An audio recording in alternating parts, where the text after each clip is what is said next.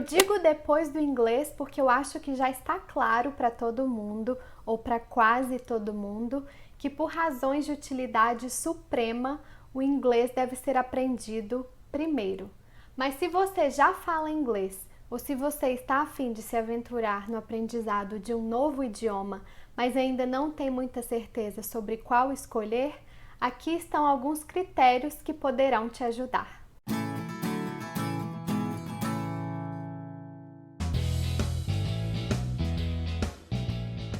O primeiro critério, e o que eu acho que muita gente considera como o mais importante, é a exigência pelo mercado de trabalho brasileiro.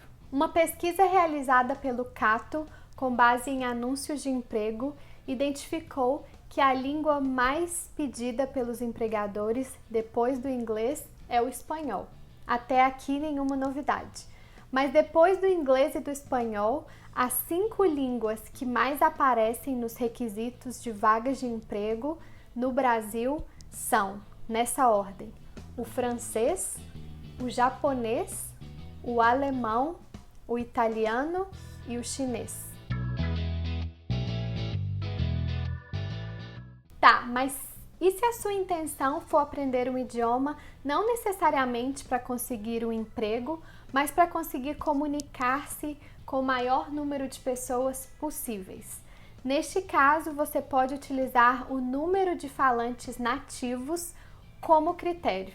As línguas que têm o maior número de falantes nativos no mundo são o chinês, com aproximadamente 1,3 bilhões de falantes nativos, o espanhol, com aproximadamente 437 milhões de falantes nativos, o inglês, com mais ou menos 372 milhões de falantes nativos, o árabe, com 295 milhões de falantes nativos, e o hindi, com 260 milhões de falantes nativos.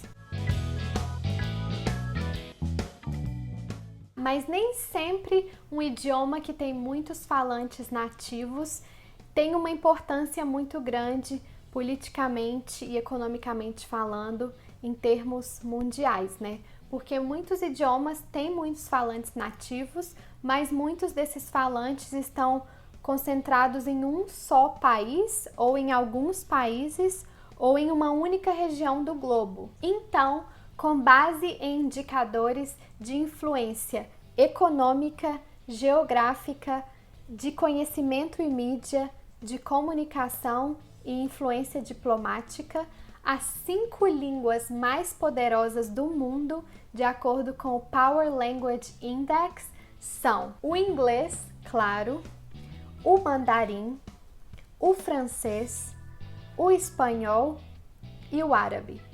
O 6º nessa lista seria o russo e, coincidentemente, essas 6 línguas mais poderosas e mais influentes do mundo são também as 6 línguas oficiais da ONU. Tá, mas e se você não tiver nem aí para esses critérios de poder e de importância? O que você quer mesmo é aprender um idioma rapidamente, ou seja, você quer saber quais são os idiomas mais fáceis de aprender. Bom, neste caso você pode ver o vídeo que eu fiz, eu vou deixar o link aqui na descrição do vídeo, sobre os idiomas mais fáceis de aprender. Este vídeo está em inglês, mas também tem legenda em português. E se ao contrário você estiver buscando um desafio mental e tiver a fim de aprender um idioma muito difícil, você também pode ver o vídeo que eu fiz sobre as línguas mais difíceis de aprender. Então eu vou deixar os 2 links aqui embaixo na descrição para vocês conferirem.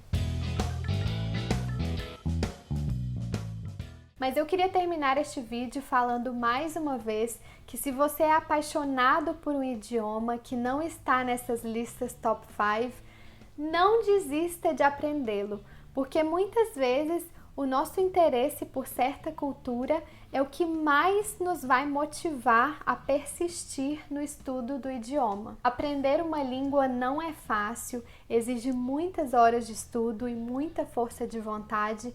Então, se você tem uma paixão por certa língua ou por certa cultura, talvez esse seja o critério mais importante na hora de decidir qual idioma aprender, porque é essa paixão que vai servir de combustível para te manter nessa jornada de aprendizado do idioma. Bom, muito obrigada por assistir este vídeo.